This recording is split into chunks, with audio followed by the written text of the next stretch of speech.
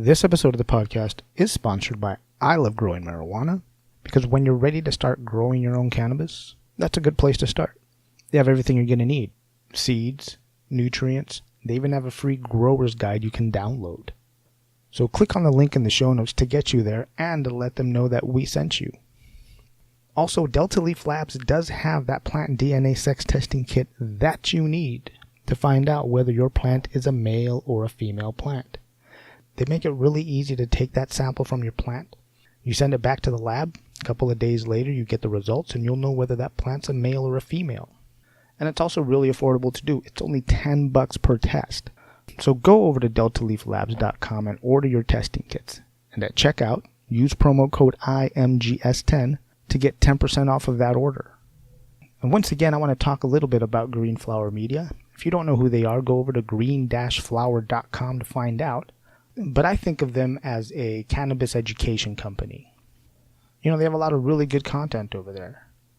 And right now they have a Cannabis Fundamental Certificate program. And what that'll do is that's going to teach you all about the endocannabinoid system. It's going to teach you the biology and the botany of cannabis. It's also going to help you understand how cannabinoids and the terpenes interact with each other and interact with our bodies. So go over to green-flower.com and sign up for that Cannabis Fundamental Certificate program. And when you sign up, use promo code GFCD015 to get 15% off of that program. Don't wait too long though, because open enrollment ends February 1st and that's only a couple of days away. Alright, now let's get started with the show.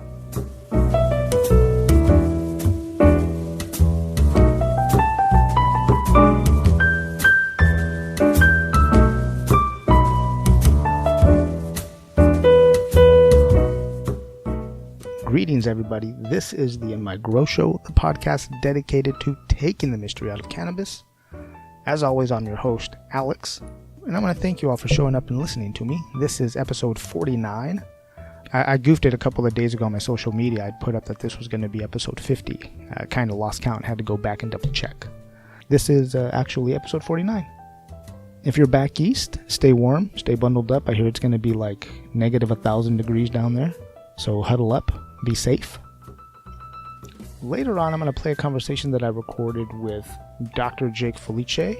I had another conversation with him, and this time it was about cannabis as a neuroprotectant. So I hope you guys enjoy that. That's going to be a little bit later. But because of that long conversation with the doc, I am not going to do a pest of the week this week. I wanted to dedicate as much of our time together to that conversation with the doctor. So I decided to cut out the pest of the week. But it will be back next week. I think it's going to be on the root aphid. Almost sure. So if you follow me on social media, I had posted up a picture of a male plant that was the orange Durban poison. And it wasn't a real surprise that that was a male. I kind of had a feeling back a few weeks ago. I was looking at it like, it could be... You know, and I talk a good game about being able to spot a male and a female. But this one was, she was giving me mixed signals, or he was giving me mixed signals. Turns out today it was confirmed, or I should say at least the last couple of days, it was confirmed that that Durban poison is a boy. Sadly, because I was really looking forward to that. But what are you going to do? You know, had to chop him down. Now some of you were asking, well, why didn't you just use the DNA sex testing kit? And that's because these 3 plants that were in this cabinet, I was kind of testing myself to see how accurate I could be. And, I'm about, 75% right most of the time. And I'm sure the DNA testing kit's right all the time.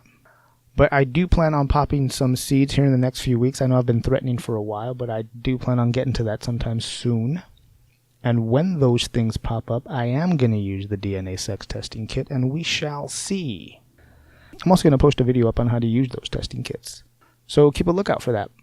Alright, now for the strain of the week, I'm going to give it up to the Golden Lemon. And it is a indica dominant hybrid. And she is a cross between the Kosher Kush and the Lemon Skunk. It is going to be sedative, at least it was to me. It slowed me down a bit. It didn't really give me couch lock. It didn't really, want to put me to sleep, but it did zap my motivation. It did make it easier for me to kind of sit there and fuck off. So I don't recommend it for a daytime use, at least I wouldn't use it that way. But I will be trying it for the more sleepy time. Once again, that was the Golden Lemon, and I picked that up at the Shangri-La Care Cooperative up here in Ojai. Shout out to those guys. Great bunch of people over there. Go over there, check them out. They're on Bryant Street. I don't know the address, just Google it. And now for a quick reminder for everybody locally, the Santa Barbara County Planning Commission, they're going to have their Hoop House Ordinance meeting. It will be in Santa Maria on Wednesday, January 30th at 9 a.m. at the Betaravia Government Center. That is at 511 Lakeside Parkway. And there is a link in the show notes if you want a little more details on that. Go ahead and go over there. So I went to the 805 Cannabis Society workshop this past week. And I like going to those things, man. I really do. I get to see people that I've met in the industry. I get to meet new people. And I get a little bit of education. Because speaking of this Hoop House land ordinance thing, one of the people that were speaking at the workshop was Amy Steinfeld. And she's a land use attorney. And she was talking about the kind of businesses that are against cannabis cultivation. And one of them, it turns out to be, is the wine industry. She didn't go into a lot of detail, but here's a couple of things that she mentioned. The wine industry is saying that the smell of cannabis is interfering with the taste of wine, or I guess interfering with their wine tasting rooms. Another thing is that cannabis farmers are taking away cheap labor from wineries, because they're going over to the cannabis cultivation. And I thought that was really interesting. I never really thought about that as far as, wine growers and vintners being against cannabis cultivation, at least commercial cannabis cultivation. I don't know why it was surprising. Maybe because I never really thought about it. No, I think why I thought it was surprising is because they're both just selling euphoria, the euphoric effect. And for one to be against the other, saying one's more, I don't know, wicked or detrimental to your surroundings than the other one is, seems kind of weird to me. So, it's kind of like, one sinner calling the other sinner a bigger sinner. I mean, I don't know, that's just how I see it. But getting back to this land use thing, so if you have the time and you're able to go to this planning commission meeting, show up in support of cannabis, If you can, get up and say a few positive words about it. Because we still need to defend cannabis, man. The fight isn't over. Alright, so let's move on to the cannabis front line. And the first thing I want to talk about is the Regulate Marijuana Like Alcohol Act of 2019, which seeks to deschedule cannabis from the Controlled Substance Act, thus permitting state governments to regulate these activities as they see fit. And I think that's a great idea, because I think the government should just deschedule it and let every state come up with the cannabis laws that are right for their citizens. And there is a link in the show notes, so you can email your representative and urge them to support this important legislation. Alright, next I want to talk about Hawaii, and that's because I love Hawaii. I love going there. It's a great time. And right now they have legislation pending, House Bill 708, to legalize the use, possession, cultivation, and retail sale of small amounts of marijuana for adults. The measure would allow adults 21 and over to purchase 1 ounce of cannabis and grow up to 6 cannabis plants in their own home. It would also allow licensed dispensaries to sell edible cannabis and cannabidiol products. Also, House Bill 698 would permit physicians to recommend cannabis therapy for those diagnosed with autism spectrum disorder. Next, in North Dakota, legislation is pending, House Bill 1417, to expand patient access to medical cannabis. And it seeks to expand the pool of eligible patients by permitting providers to recommend medical cannabis to those diagnosed with neuropathy, opioid use disorder, opioid withdrawal, migraines, rheumatoid arthritis, and Ehlers-Danlos syndrome. Man, I don't think I got that one right. It would also allow physicians to explicitly authorize select patients to legally possess greater quantities of cannabis than are generally allowed under the law. So what I think that last bit is saying is that it wants to let doctors prescribe high dosages of cannabis to certain patients depending on their medical condition. Sometimes some patients may need high dosages of concentrated cannabis to help with their pain or nausea, whatever it is. I think that's a cool idea. And finally, in New Hampshire, legislation is pending, House Bill 399, to permit those convicted of past marijuana offenses to seek an expungement of their criminal records. If passed, it would allow individuals to file petitions with the court requesting that the court annul any past marijuana violations involving the possessions of up to 3/4 of an ounce of marijuana. I like to celebrate any law that wants to expunge past marijuana convictions as long as they were non-violent, because expungement of those charges is something that we really need to talk about, and I'm going to get into that topic within the next couple of weeks. Now, all that information I found over at the NORML website. That is normal.org. Go over there, get informed, become a member. Next, I'm going to play for you that conversation I had with my good buddy Dr. Jake Felice. He's been on the show 2 other times. This time he came on and we had a long discussion about cannabis as a neuroprotectant. He really helped me understand how cannabis can help certain seizure disorders and how it also affects diseases like Alzheimer's. And those are just a few of the things that we went into. The doc's a really busy guy, and I'm always really grateful when he takes the time to come on and talk to us about stuff. So hang tight, and I'm going to play some music for just a little bit, and then we're going to get into that conversation.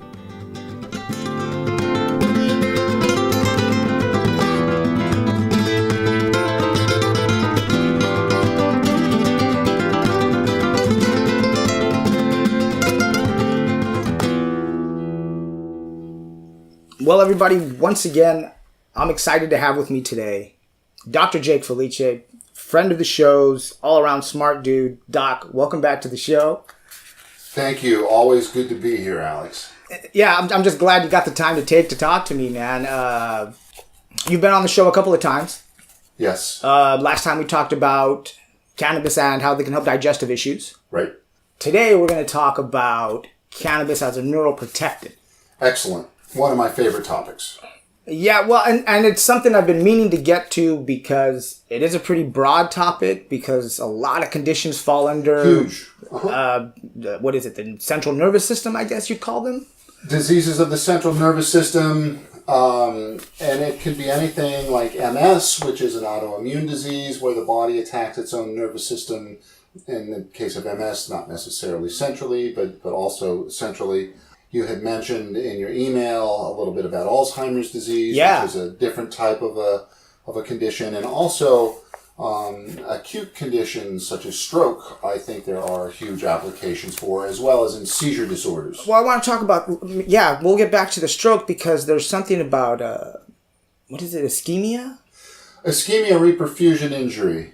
Yes. Okay, yeah. So I just looked over it briefly just because there's a lot of big words that I didn't really get to. So ischemia... Well, wait, before we get started, though, let's... a neuroprotectant.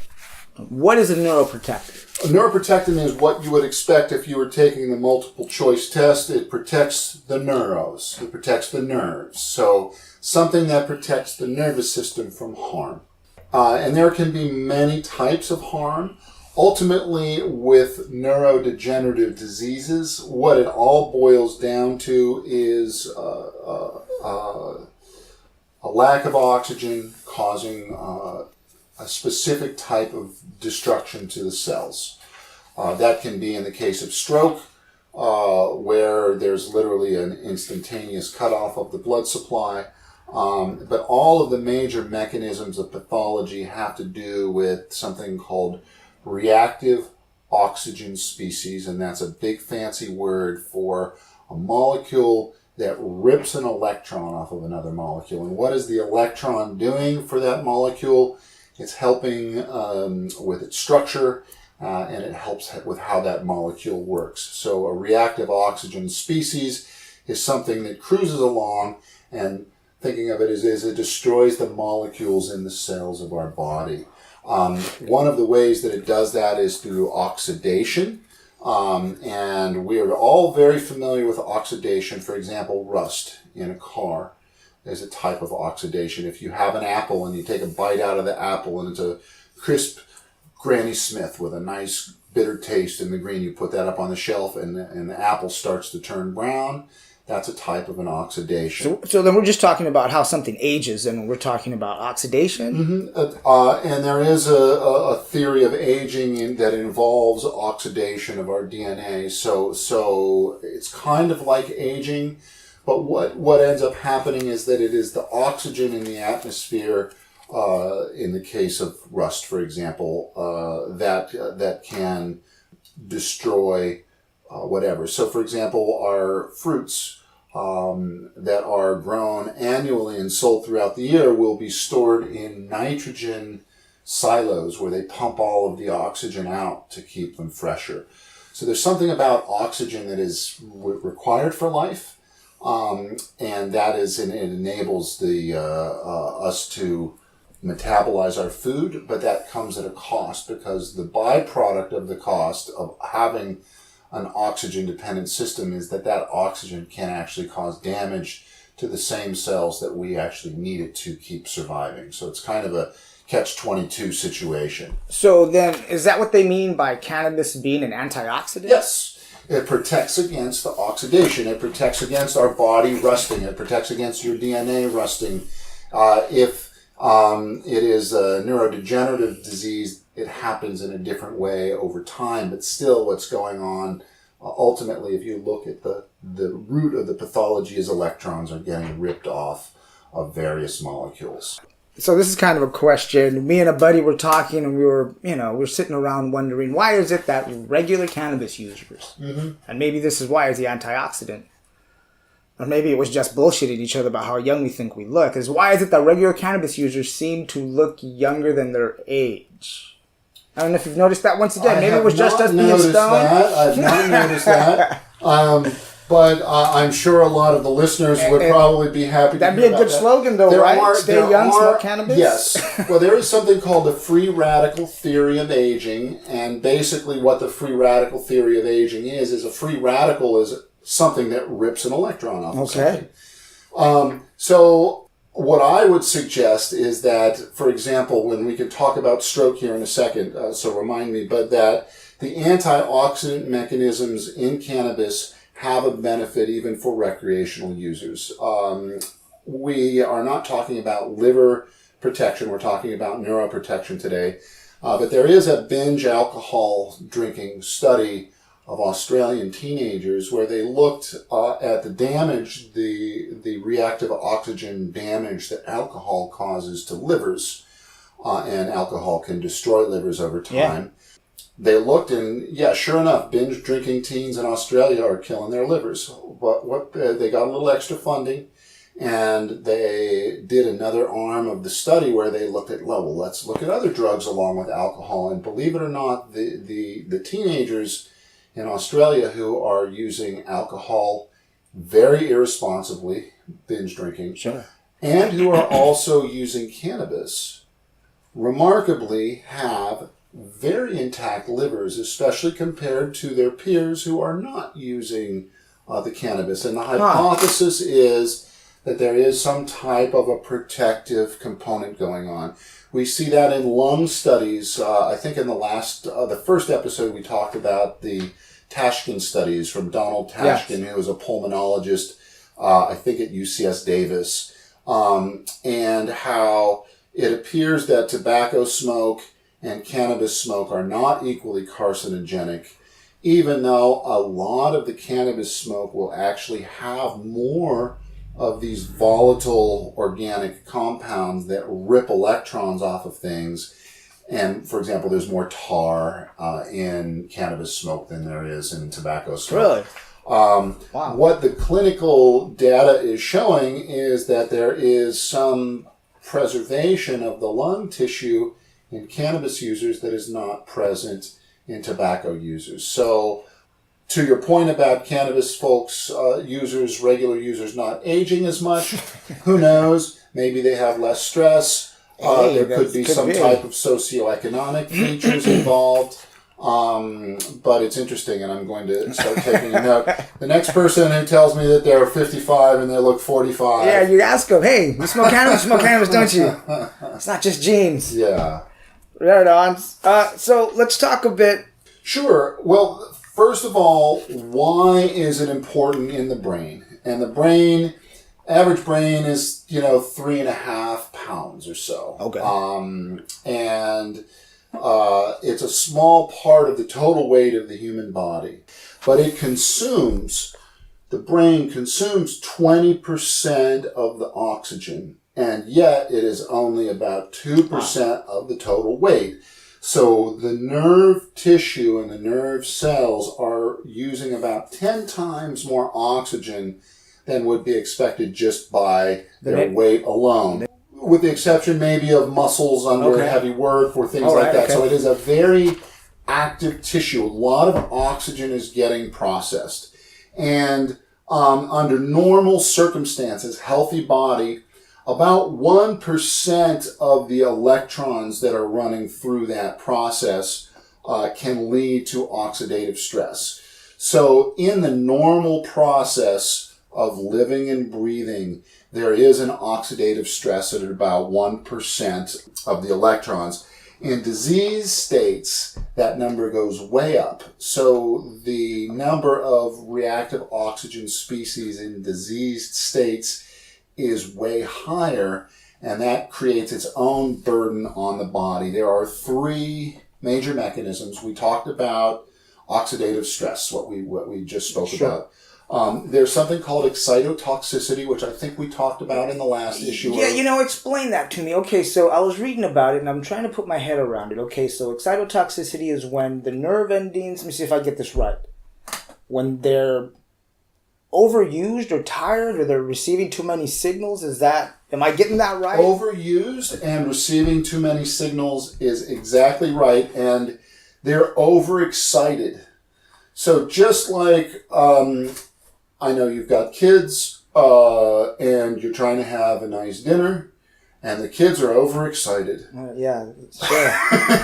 Yeah. Let's calm down, guys. We're trying to have a nice meal. So now, is that something that the nerve endings are just receiving? Is that a faulty receiving signal? Like they're just constantly getting... It could be a number of things. For example, stimulation? In the case of a seizure, it is an out of control overstimulation, and that is where, remember, we talked about the retrograde inhibition, where the nerve cell that is getting shouted at can give a timeout to the other nerve cells and say, "Hey, just quiet down. I'm a little overstimulated right now." So that retrograde inhibition is very important. And again, what's going on is it's like, I use the analogy of a reality TV show where a bunch of people are in the room, and in a reality TV show, what is very exciting to watch is overexcitation. People losing their shit, so to speak, and yelling and screaming at each other. Yeah, it's good drama. That's why we tune in. That's happening in the brain cells during a seizure, but what the retrograde inhibition does through the endocannabinoid system, and it's the only system in the nervous system that does this, no other mechanism does this, it is only the endocannabinoid system. That cell that is getting screamed at can say timeout. Now, what is damaging about excitotoxicity is as these nerve cells get ramped up, it's kind of like they start to sweat, but what they're sweating out is something called glutamate, which is a fancy name for a molecule that in large amounts causes toxicity. It's called glutamate toxicity. And in an overexcited nerve cell spits out the glutamate toxicity. That actually causes more oxidative damage to the nerve cells. So it becomes a vicious cycle.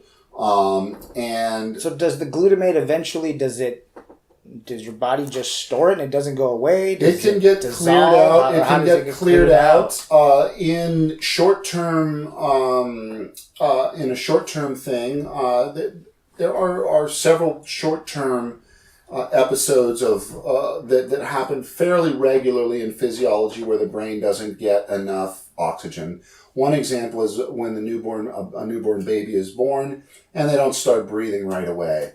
Hopefully that's done in a medical setting where they can revive the baby. Sure. And babies are, to a degree, their nervous systems are remarkably resilient to a little bit of that lack of oxygen. So in the case of most babies where it hasn't gone on too long, the nervous system recovers and a lot of that is able to get cleared out. Another time that it might happen is in drownings or near drownings. Oh, wow, yeah. Or, if you're a big wave surfer and you take those classes on how to hold your breath for 5 minutes.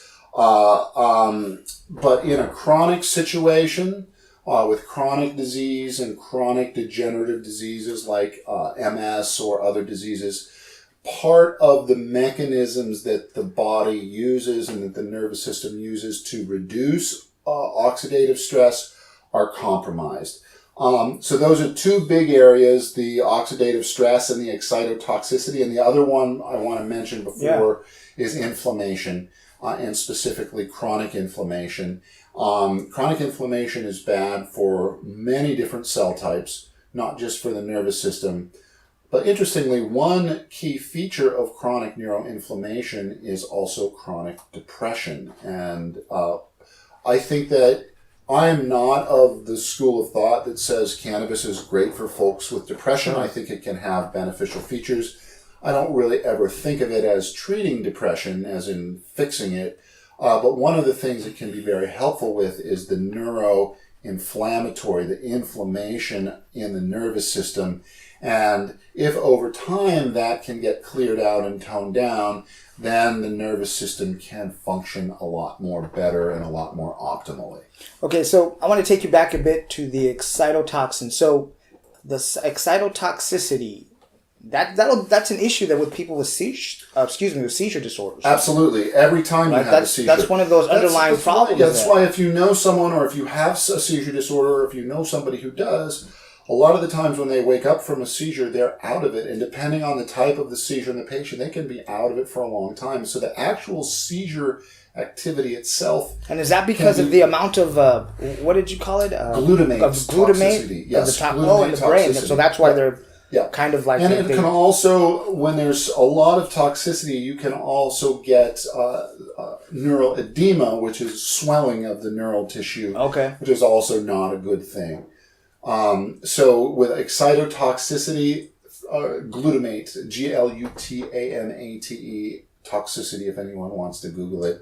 But one of the huge benefits of the endocannabinoid system, which is unique about it, is that through retrograde inhibition, we have a mechanism to control or to help control the excitation. And excitingly now, which is different than I think the first time we talked, there's actually a prescription drug that is a CBD-based medication. I believe it's pronounced Epidiolex, which is a CBD product specifically that can be prescribed for seizure disorders.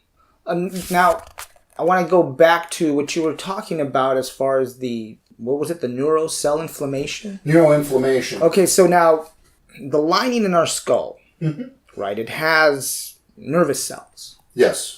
That inflammation on those cells itself can have... That's a whole different thing. The main lining that you're likely referring to is something called the meninges. Okay. And it's a three-layered barrier that protects the brain and the spinal cord. When that becomes inflamed, the word is meningitis, which you may have heard of. That can be an acute, life-threatening condition. I do not recommend that folks use cannabis to treat that. I recommend that they go to the emergency department. That's a life-threatening issue. So then help me understand. Then I must have gotten. I think you were talking about the blood-brain barrier. I was. There you go. I think I got both of those confused. Barrier. The blood-brain barrier. Mm-hmm. So what does a healthy blood-brain barrier do for us? The nerve tissue is very fragile in many ways. It's delicate if you touch it. If you touch a dissected brain, it's very, very, very delicate. Part of what the blood-brain barrier does is it protects the brain against biochemical insults from various chemicals. So when we take a medication, a lot of the time the blood-brain barrier will prevent it from crossing into the nervous system, so it remains everywhere in our body, but in our brain and in our nervous system. Many medications do that. An example of a medication or an example of a drug that crosses the blood-brain barrier right away is alcohol. Alcohol goes right across it. That's why when you have a quick sip or two of beer or a shot of whiskey or whatever, you feel it right away. versus if you were to take some type of a pill, it might take 30 or 40 minutes because... Now, is that because the alcohol is more water-based and it kind of runs with the body? The alcohol is both water and lipid-based, so it can cross those barriers very quickly. Now, with cannabis, what's interesting is, this is a bit of a generalization, but I think your listeners are pretty well educated, and we have CB1 receptors and CB2 receptors. Typically, we think of CB1 receptors as being in the brain. It's not necessarily the case, and CB2 in the gut, mostly in the rest of the periphery. Sure. THC crosses the blood-brain barrier and lands on CB1 receptors, and it's what gives us a head high. There are other plants that make molecules, echinacea is an example, that will land on cannabinoid receptors, but the particular molecule in echinacea does not cross the blood-brain barrier. So it will land on cannabinoid receptors in the periphery, in the body, but not in the brain. So in the brain. If it did cross over into the brain, echinacea would get us high. But it doesn't. Right. So the blood-brain barrier is protecting. There are alkylamides, if your folks want to Google echinacea alkylamides, and they land on cannabinoid receptors in the periphery. And if you remember your herbal medicine lore, echinacea is an immune support herb. Yeah.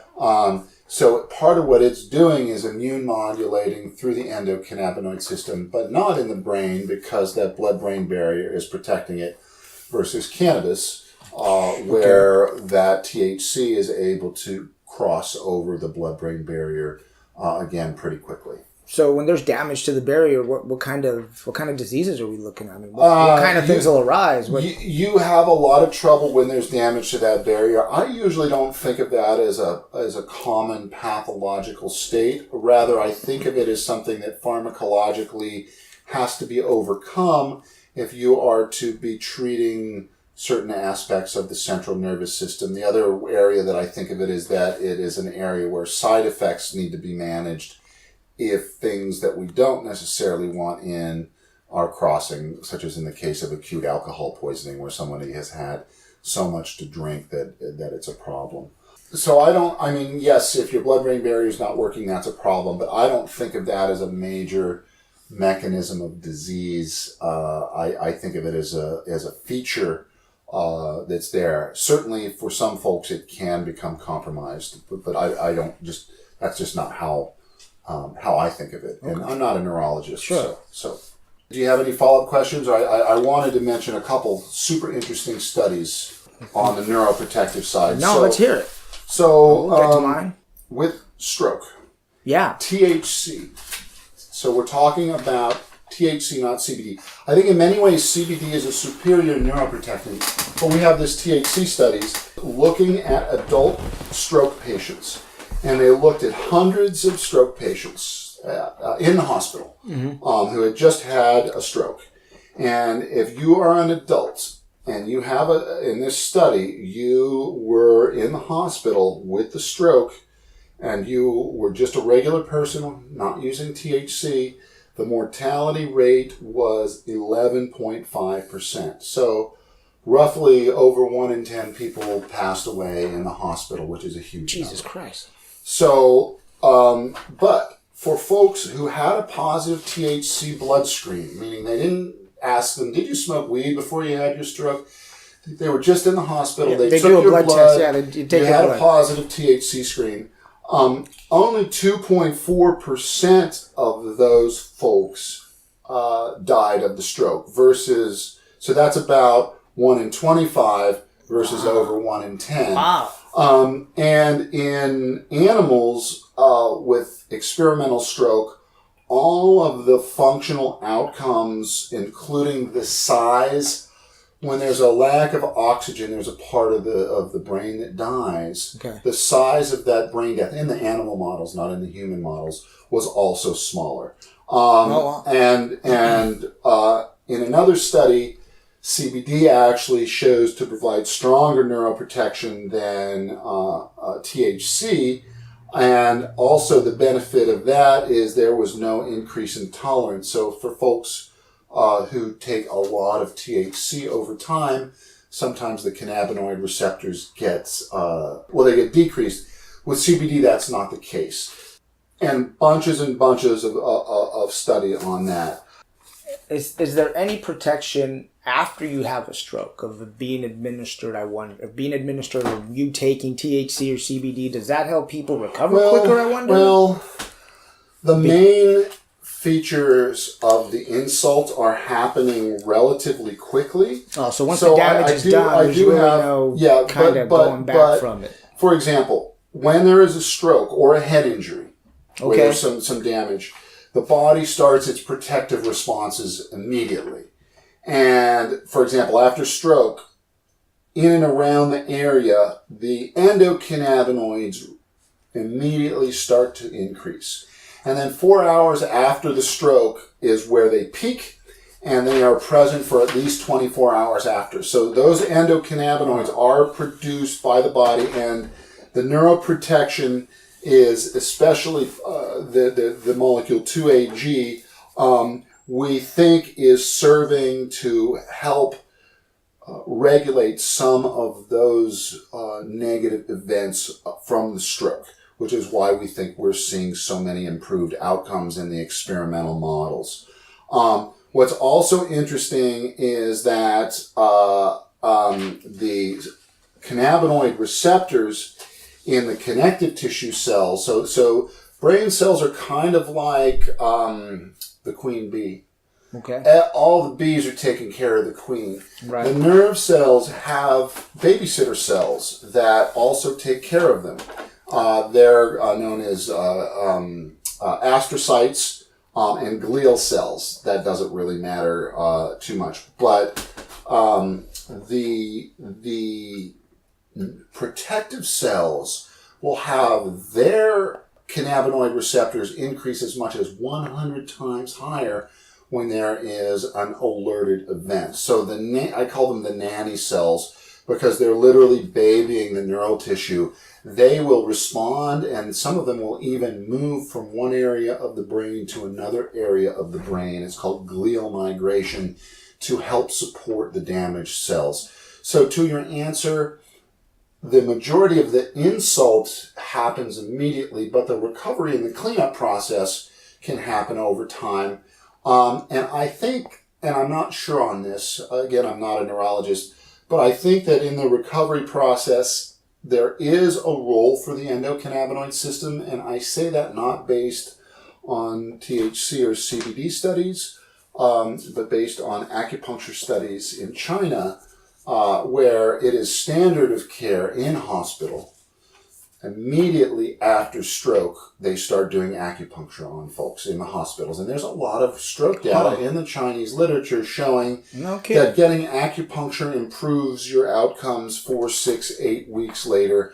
And the Chinese are very big on that. In fact, a lot of graduate students in the U.S. who are studying to be acupuncture and TCM, traditional Chinese medicine practitioners, will go to China and study in the hospitals in China because that's where they are doing a lot of the, like, literally, it is standard of care in the hospital. They'll have the neuro ward where folks have stroke, and they will go and they will give acupuncture to folks. So I think there are things that can be done after the event to improve the situation. But it helps to have that cannabis on board. That, I think, is the question. I don't think that's solved yet. But given everything we know, all of the mechanisms in place, personally, if I had a stroke, I would want that. I would want to have access to my cannabinoids after the fact, especially after things were stabilized. So all of the mechanisms are in place, all of the rationale, all of the theories in place. We just don't have the studies yet. The human studies. Right. We have a lot of animals. Well, yeah, we know how to get the rats and dogs high and how to treat them, but it's the human studies that we really want. Yeah. So, but you wanted to talk about connective tissue. Sure. Well, these nanny cells, the glial cells, they are responding right away, and the way that they are responding, the way that they are knowing how to respond is through the endocannabinoid system. And I talked before about the endocannabinoid system being the internet of the body. This is a classic example of that connective tissue performing a harm reduction role. We see a 100-fold change immediately in receptor concentration. So what that means is the same amount of a cannabinoid, whether it's CBD or a THC, so we'll use THC in this example, the same amount of THC is going to be landing in a place where there's 100 times more receptors. So the hypothesis is that even the THC is going to be more protective in the event of the injury because it's there's a different number of cell receptors that are out there on the nerve cells. So if there's more cell receptors, does that make the cannabinoids more effective because they have more places to land? They have more places to land, and it's easier for them. It's like pulling into the Whole Foods parking lot, and there's a lot of parking. All of a sudden, the Whole Foods parking lot is not full of cars. It's full of 100 more empty spaces. It's really easy to go in and get a parking spot with all of these new and open receptors. Yeah. Okay. So let's get back to inflammation mostly about Alzheimer's. Because Alzheimer's seems to... it seems to affect in a lot of different ways. I guess inflammation, and plus I read there's a buildup of something called amylase plaque. The plaques. Mm-hmm. Mm-hmm. And those, they land on the cell receptors or they interfere with cell reception? They get into the connective tissue and they screw up the internet. So this plaque, the amyloid plaques are, they call them neurofibrillary tangles, but they get everything all tangled up in there so that stuff does not operate as it should. It's the main...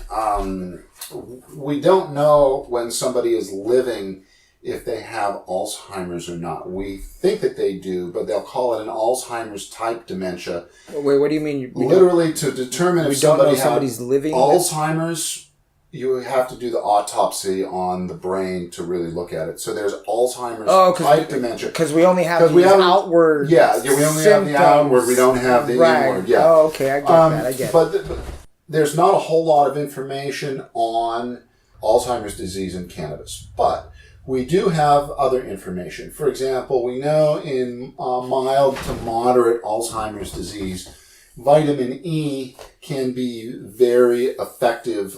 And we know this from a study of U.S. veterans, actually. It's a human study where they looked at veterans with Alzheimer's disease. Vitamin E is an antioxidant. Okay. And it is specifically an antioxidant that protects lipids against oxidant damage. So in the brain, that corresponds to the surface of the nerve cells. Now, when you say lipids, we're talking about body fats. Most basic great question. We're talking about the membrane of the cell, kind of like the skin of the cell, the outside of the cell. And when that gets attacked by oxidation, really bad stuff can happen. Vitamin E is protective. We know this from human studies, and it's actually pretty conventionally accepted. So the vitamin E is going to help strengthen those. It helps decrease. It helps slow the overall progression. And it is a lipid-based antioxidant, which cannabinoids are. In fact, I think of the cannabinoids in many ways as vastly superior to the vitamin E. Vitamin E is something we've known about for a long time. I don't think of it as a particularly great antioxidant.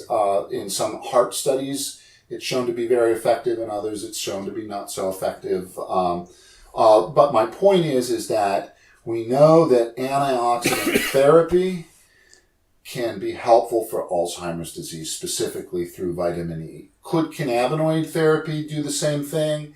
We won't know till we test it, but my hypothesis is, yes, it would. And that would need to be tested. So now, I want to ask you about getting back to the plaques. Oh, okay. So the plaques builds up on the nerve endings, or the nerve cells. I believe they are in the synapses between the cells. And I would have to check on that. And they disrupt. They disrupt cellular the communication. Okay. They disrupt the cellular communication. And we know that as we age, it's harder for the body really to make new connections. Yeah. Okay, so, and I read somewhere that cannabis is really good for adults as far as for neurogenesis or us being able to make new... Neurogenesis is make can new be cells. done through the endocannabinoid system. When I was in medical school, we didn't think you could get new nerve cells after a certain point in time. Yeah, I remember early on. And so that is a feature of cannabinoids. Now, is that something that can help? I don't know. But another thing that can help in Alzheimer's that plays to what you're talking about is these thought exercises or learning new tasks or new mental developments will be, in the learning process, we're forming new synapses between nerve cells. That is beneficial as well in Alzheimer's. So like disease. trying to learn a new language if you're just getting exactly. Alzheimer's, that creates new pathways? Yes, or learning how to play the guitar at the age of 80 or even at the age of 30. You get any new skill. Think about anything that you do that you were bad at, and then you practice, and then you're good at. All of those new skills, we need to form new neural pathways to have that happen, and that is a beneficial thing for Alzheimer's. We know from clinical studies. So then, as far as we know, the cannabinoids don't erase the plaque damage. They don't break it up until... Not to the degree that I am aware of in any way. As far as I know, they slow it down. They might slow the accumulation of the plaque through antioxidant mechanisms or through decreasing neuroinflammation, that type of a thing.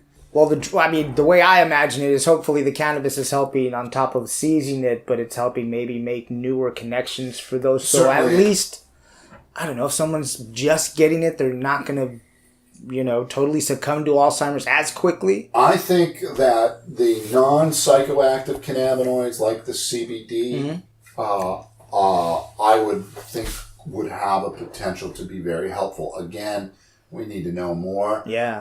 But the potential harm from taking a CBD product is very low. The potential benefit is very high. And considering just when we're talking about harm reduction as far as the type of medication you get when you get Alzheimer's. Yes. So one of the things that helps with Alzheimer's are drugs called cholinesterase inhibitors.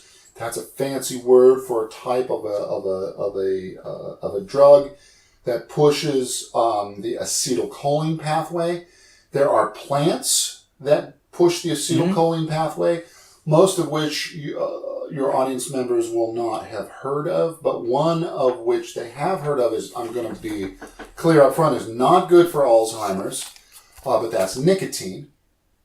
What nicotine does, and that's why it's used in blunts a lot, or if you've ever been to Europe, they'll mix hash in with tobacco. Yeah. The nicotine is a cholinergic herb. It works on that same pathway. We talked about upregulation of receptors. Right. It upregulates cannabinoid receptors in the brain. Huh. And so I am not saying use tobacco for Alzheimer's disease. I think that the vasoconstricting aspect of tobacco would make it a bad idea. Yeah, But what we know is that the drugs that help are, as I said, cholinesterase inhibitors or anticholinesterases. Some of the terpenes do that. For example, limonene is an anticholinesterase, has anticholinesterase properties. And what does that do in our cannabis? It alerts us. It protects us against the short-term memory issues that CBD has. So a lot of these secondary compounds can be very beneficial to the nervous system. And also what some of the terpenes do is they help things cross the blood-brain barrier. So in terms of getting cannabinoids across the blood-brain barrier, I don't think we're there yet with a number of terpenes. I think there's a myrcene study. But we do have other studies a lot of studies with terpenes helping different compounds cross the blood-brain barrier better. I haven't seen a lot of those with cannabis. I've seen one with myrcene. But so there are some potential for the terpene molecules. Yeah, that's really interesting because terpenes you can always formulate. Just you can use to add them in, or you can just add them in, yep. and they're considered generally recognized as safe. Grass studs. Yeah, so that's wow. Yeah. Oh, but back to limonene. Another thing I found out about limonene is it helps uplift our mood. Right. Which makes sense why limonene would also help in a disease like Alzheimer's, where depression is kind of an aspect of it. Oh, that's interesting. You can take laboratory rats in their cages, and you can observe with cameras that measure their movements. And as soon as you add limonene, their movements start increasing. They start moving around more. And in humans, even in an amount that we can't smell in the air, but you put it in the air, we also get active and uplifted. Wow. I think that's one of the reasons why they put lemon scents in cleaners. The lemon can help cut grease and do that, but it just smells so fresh and clean, and when you walk into and you smell that, it just doesn't feel good. Sure. It's just a little uplift, just a little tick. Yeah. Sure, man. Yeah. Sometimes, that's all that it takes to get someone out of the chair and up and moving, So seduced by the senses. Yeah. So moving on, Parkinson's disease. That's a tough one. How is that? Okay, so how is that different than Alzheimer's, though? So with Parkinson's disease, there is a part of the brain called the substantia nigra, which is a zone in the brain that produces the neurotransmitter dopamine. L-Dopa is the medication that is used to treat it. But in Parkinson's disease, there is a degenerative component where that substantia nigra stops producing dopamine. And part of what that dopamine does is slow stuff down. So that's why you get a tremor with a Parkinson's disease is you can't... There's nothing there to slow it down. Nothing there to slow it down. Oh, and, wow. And you'll get you'll get this hand tremor, and they'll do this kind of a rocking thing a lot of the time. And Parkinson's is particularly devastating for the patient. It is a disease that occurs over time. I think that's an area that we should study, but getting cannabinoids into that particular area of the brain, there's really not any data that I'm aware of showing that it could have benefit. I have seen a bunch of YouTube videos. Yeah, where the tremors we all have quieted. I don't know the degree to which those are. I don't know the degree to which do they have Parkinson's or something else, but you see that calming factor right away. Also with Parkinson's, depression is a huge feature of depression, of Parkinson's disease. I'm not sure if the neuroinflammation protection from cannabis can be helpful for that, but it is a very hard disease to treat on many levels, and I have the utmost respect for the difficulties that clinicians face, that doctors face when they're treating it. So I don't want to put out false hope to folks. I've had a number of Parkinson's patients be very disappointed with cannabinoid therapy. It can usually help in some of the areas, whether if it's helping with the tremor or help lift the depression or even help get them out and moving. You'll notice sometimes if they move, their gait will shuffle quite a bit. Those are things that sometimes can be very quickly taken care of, but they're cannabinoid dependent, so that when the cannabis wears off, the symptoms return. Go ahead. So when you say gait, that's just the way the way they walk. Way they walk. Sometimes you'll see people with Parkinson's that kind of slide their feet. Yep. They don't. Muhammad Ali, like when Muhammad Ali went off to light the torch at the Olympics, took him a long time to get up there, and he had the greatest nervous system in the world at one point in time. And so you can see how far a disease process can go in that particular case. So you were saying Parkinson's happens in the part of the brain, what's that called? The substantia nigra, which makes the dopamine, which is an inhibitory neurotransmitter. Think of inhibition, think of slowing stuff down. Most of the brain is brakes. 70% of the nervous system is brakes and 30% is gas. 70% of the nervous system exists to slow the other 30% down. So it would be kind of like I rent, when I'm in LA, I love to rent those electric scooters and zip around, get up 6 blocks. Who needs a car? I'm just going to... With those scooters, the brakes are terrible. In fact, I worry about them on that. If you have a souped up, super fast motorcycle like a VMAX and you have a little tiny brake on it, that's a recipe for disaster. Yeah. The same thing is happening in the brain. We have a brain that is built to go, but the majority of it is the brakes. So think of a car with a super duper high-end brake system. When the dopamine when the substantia nigra does not produce the dopamine, the brakes get turned off. There's nothing to slow down all the signals. Not as much to slow down, and that's why you get all of that motion. Mm-hmm. So we really don't understand how Parkinson's really happens. I think we have a lot of understanding of the inflammatory processes and the process that it goes through. I don't think we have a lot of tools to slow that down. Oh, wow. Yeah. And, I think we're doing better and better. I see cannabis as a very good thing for most neurodegenerative diseases. But, Alex, I have to say that with a caveat is that we just have all of the ideas in place, but that we don't know. So, yeah, once again, it's just needing more of those human studies, More of the human studies in particular areas. And this is but the very fact that we know what we know already is astounding. Because it is no pharmaceutical companies have been putting the money down to study this. It has just been scientific interest and grassroots interest that are pushing a lot of these studies. But I think that we need to get more money involved in creating more advanced studies. And there still are, I think, too many barriers in place. They've come down a lot. Now, is that because it's still federally illegal and some companies just don't want to jump into the arena? It's federally illegal, and the hoops to jump in, a lot of them have been removed, but it's still just harder to study cannabis than to study something else.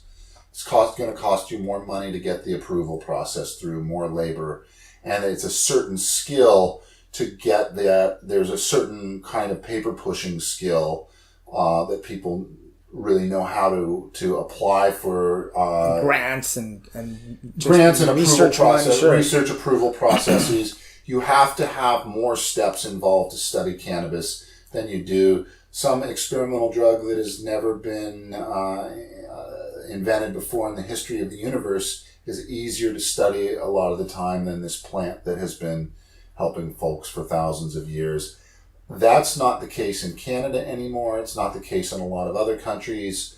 We're doing more in the U.S., but if we want to keep up with the rest of and be a global leader in this field, we're shooting ourselves in the foot because it's harder to study marijuana here than it is up in Montreal or in Vancouver, city of Vancouver, Canada. Yeah, I mean, that's true, and I'm hoping it'll change with... I hope so. I'm hoping it'll change a lot sooner with the Farm Bill. And the way... I think the CBD stuff is going to be changing very fast with that. Hopefully the research, at least in cannabidiol... Yep. At least, hopefully, that pushes a lot of universities or even private funding to move forward with it. Even private funding. And I think also with the Farm Bill, I could be making a stretch and that's an area that I don't know, so I shouldn't be saying that I'm an expert in that. Give your opinion. You're not an expert. I think that you can also look at a lot of the terpenes and a lot of the other cannabinoids like CBG that could potentially be present in the hemp, and also CBDA. We need to study more. Yeah, that's what I'm hoping for. I mean, that was one of the things that I was excited about when I heard about the Farm Bill. It wasn't just the fact of transportation and everything else, but it was the research aspect of being able to get it out of this club of bad drugs that it was in, basically. You know, where I went was the opposite, and that's probably not necessarily a good thing. But I went a little pessimistic, and my thought was, well, we're going to get further and further behind Canada because they're all studying both the THC and the CBD up there. I mean, not just so Canada. That's where I went, and so I was like, well, then U.S. companies aren't going to be as major in the global marketplace. Da, da, da, da, da. Oh no, I don't know if that's not my area. Yeah, we're definitely falling behind. There's no way around that. I mean, just studying one component or one cannabinoid of cannabis and then, you know, wanting to celebrate it, while that's great, our industry is just going to fall further and further behind. We're just going to lose that and that our market citizens share. aren't going to get the opportunity to have the quality medicines that are effective, that they deserve, and that we have the technology to produce and use. Yeah. It's also, it's not just the companies that don't do well. It's all of us that don't do well. It's the whole citizenry. Yeah. Wow. Yeah, that is true. Well, Doc, look, those are all my notes for Neuroprotectant. Thank you, and always a pleasure to be on the podcast. What have you, just as a side, what have you learned about the growing of cannabis lately? I'm always interested in that. You put me on the spot, bro. It's a trick question. What have I learned lately? What I really wanted to know is what can I learn about growing from you, but I think that well, let me ask you another question. Yes, sir. What are some of the barriers that people have against growing their own medicine that you think are overinflated or think that are much ado about nothing? Because I would like to see more of my patients growing their own medicine. I would say demystifying it. It's not rocket science to grow It's your not own. rocket science. If you can grow a tomato plant, you can grow a pot Dirt, plant. water, sunshine. They're really hardy. Yep. Hard to kill. Anybody can grow cannabis. If you want to grow like medical grade, you know, top shelf, you're gonna have to invest some time. You're gonna have to learn some stuff. Sure. But as far as growing, it's not that hard. Dirt's light. You know, it's no harder than growing a tomato. No harder than growing a tomato. Mm-hmm. It's really simple. What you really got to think about is basically how much space you have to grow that. Where are you going to grow it? Inside your house or outside? Because those are two different things you have to think about. But yeah, that's really wonderful. Yeah, that's really basically Perfect. what you have to think about you. is how much space do you want to give to it. Yeah. Folks, if you go to inmygrow.com, there's a tab where it says the doctors, and that's where I have all the conversations I've had with Dr. Felice, not just this one that'll be there. That's it, really. I'll be back. So hang out, listen to some music. Got trouble. Why can't you let me be?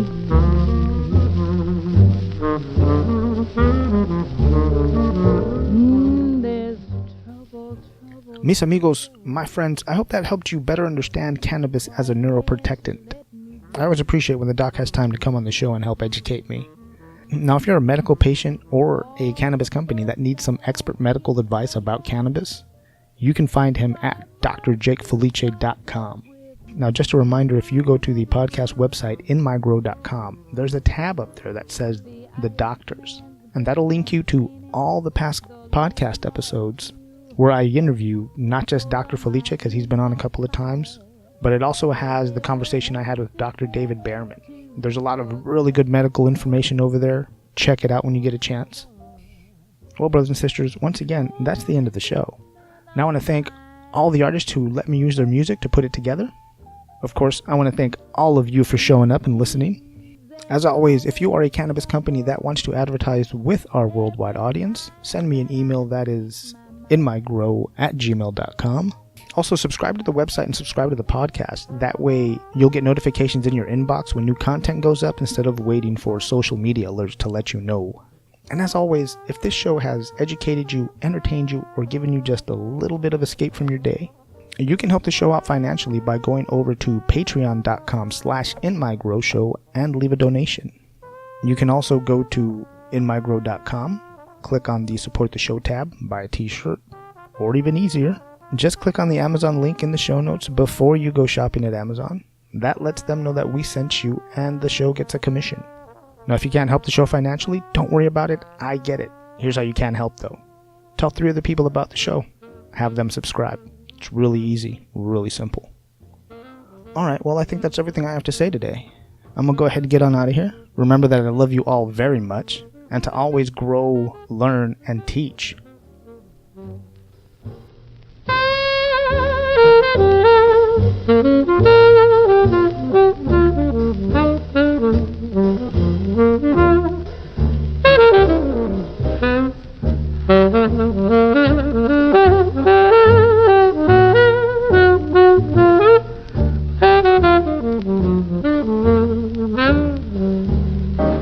My man was wanted, there were no he-men left.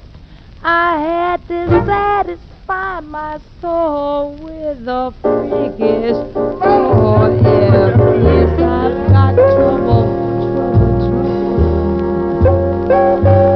holding this man of mine.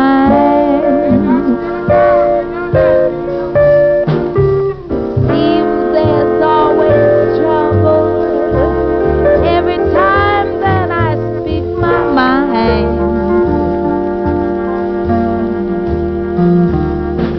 He called me up this morning from the county jail. He said, quick, you frantic female, come down here and collect my bill. I've got trouble, holding this man of mine.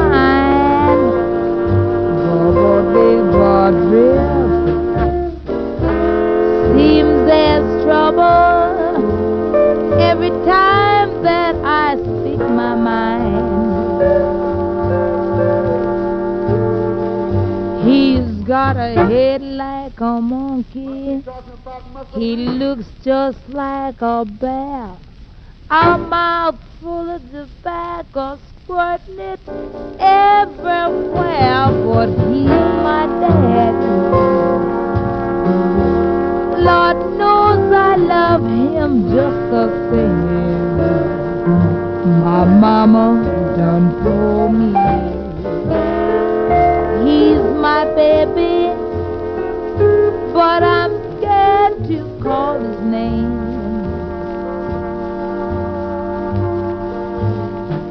Baba did, Baba ubo di balap. It ba aba uba, it ba aba baba did. I've got trouble, holding this man of mine. Say it seems there's trouble every time I speak my mind.